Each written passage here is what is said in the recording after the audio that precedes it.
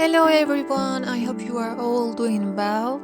Today I'm excited to present to you the final part of my drawing tutorial series on Walter White's portrait. I want to take a moment to thank each and every one of you who has followed along with this tutorial from the very beginning. In this last part, we will be focusing on drawing the beard using charcoal powder and charcoal pencils. We will also be adding in light strands using erasers to enhance the realism of the drawing. Remember, patience is key when creating a realistic drawing. By adding in multiple layers and taking your time, you will be able to achieve a stunning final result. Thank you again for watching, and I hope you enjoyed this final part of the tutorial.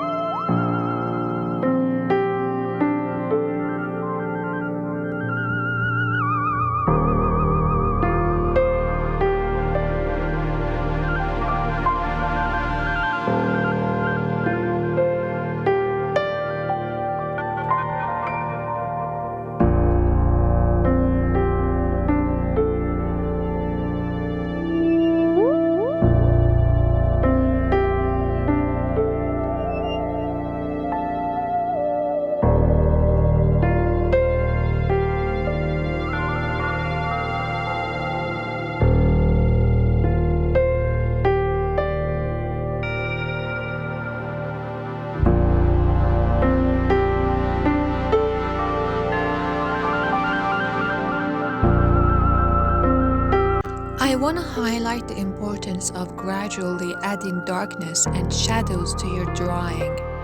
Instead of starting with total darkness from the beginning, I recommend building up the shadows layer by layer. Towards the end of the drawing process, I usually take a step back and revisit the drawing to add the final shadows and make any necessary adjustments. It's also a good practice to compare your drawing with the original photo and make note of any differences that need to be revised at the end of the drawing.